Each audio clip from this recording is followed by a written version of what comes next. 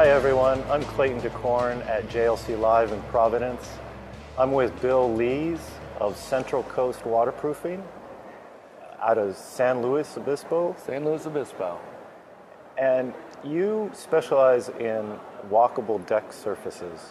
What is that? Can you? Well, walkable deck surfaces are exactly what they mean. It's a deck system that is designed to be walked upon, unlike a lot of roofing systems which are just designed to be roofing instead of something that you can walk on at the same time. And they're often over livable space, right? Very often over living space. So is it a roof or a deck? Well, that's a good question, isn't it? And my answer to that is that first it's a roof and then it's a deck, because it does need to keep the interior contents of your home dry. So as a roof deck, it does a dual purpose. And I heard you say in your session that waterproofing is really is not hard to do, but it's really in the details. It's a successful deck really starts with framing, though, right? That's correct. The installation of the deck system all relies on the proper building of the deck framing for us to be able to have a long life deck system that will be there 30 years from now. So can you just paint a picture for me verbally by giving me an example of best practice deck assembly from a framing From a framing point of view, what we want to see is it built to the maximum amount possible rather than the bare minimum what code requires.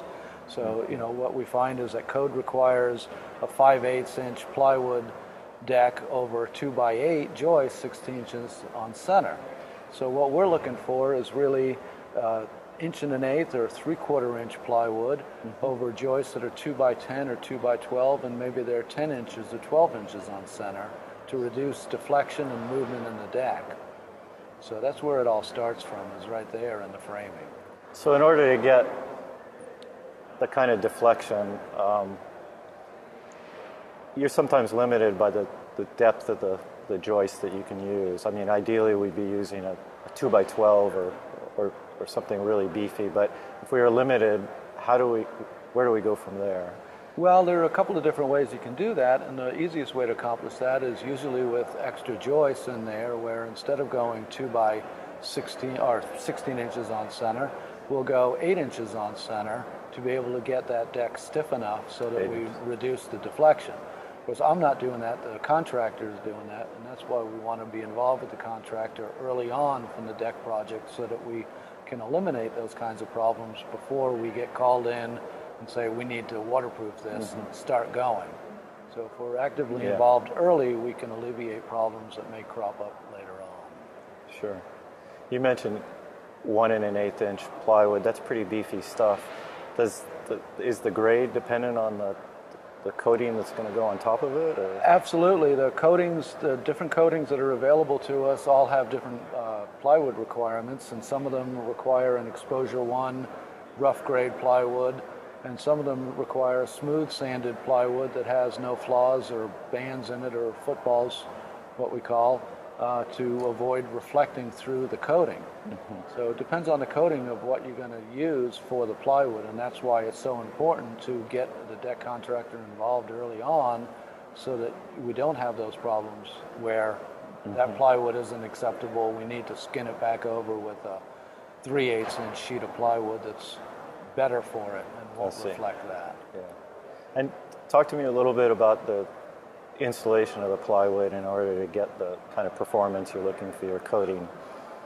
Well, the installation of the plywood starts obviously with over the framing, and the first thing that they need to do is they need to make sure that it's going to be blocked properly on where all the plywood seams are going to go. So instead of blocking it with 2x4, we want you to see you use a 2x6 so that there's plenty of beef on that to get your plywood nailed or screwed off on that. Then once you've got that done, you can get your plywood on and make sure that it's glued and screwed down properly with the right plywood that we're going to use or the manufacturer requires us to use to put their coating on top of. And I'm assuming you're staggering panels and gapping the panels as well? I don't usually do that kind of work. The general contractor will do that, but we want to see the panels staggered and spaced appropriately too. There's got to be gapping in between the plywood panels to allow for expansion and contraction.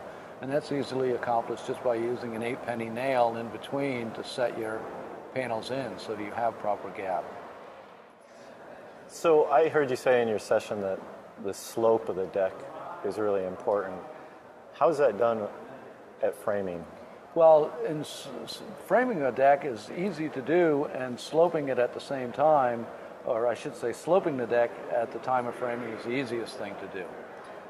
And that's most easily accomplished by simply taking the joists and ripping them down 1/4 inch, a foot for the length of that run of the deck. Other ways that we can slope a deck are through the use of, if the deck is sloped or frame flat, we can slope it via rip strips on top of that flat deck. Or we can use cementitious materials and such to make the deck slope to the degree that we need. So minimum slope is 1/4 inch per foot. That's code required, but some decks we want to have even more slope on it than that. So you can build like crickets though on top of the deck as well to do that? Do you ever get into doing that kind of work after the deck is framed? Or? We do. We often will build crickets into the deck via our deck materials, the coating materials that we use with the cementitious products, and do crickets with that with reverse slope to make water move over to an edge or to a drain or wherever it needs to go. And that's accomplished with the materials. What we do in that case, though, is we always disclaim responsibility for ponding water, because hand sloping the deck can be more difficult than building it with the framing and sloping it in the framing. So you may get some nominal ponding if you do hand sloping on top of the deck. And I imagine you're probably limited by how much you can slope based on the conditions that you encounter. Absolutely. In a remodel type situation, existing field conditions will very often slow us down with what we can do to the deck to slope it. Threshold heights of doors, clearance on siding and such like that will restrict that, whereas on a newly built home, new deck, we have more options available to us that don't restrict it as much. What do you like to see for the threshold of a door in terms of the minimum height? We want the door about 1 inch above the height of the deck, the final finished height of the deck. So if you're going to have a 3/16 deck system and the plywood is 1 inch, then you're going to have a little bit less clearance.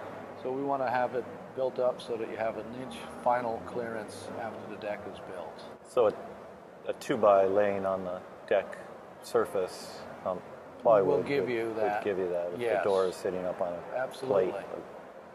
So it works very well that way, and it's easy to do. Well, that's really good information. Thanks a lot. You're welcome. Appreciate it again.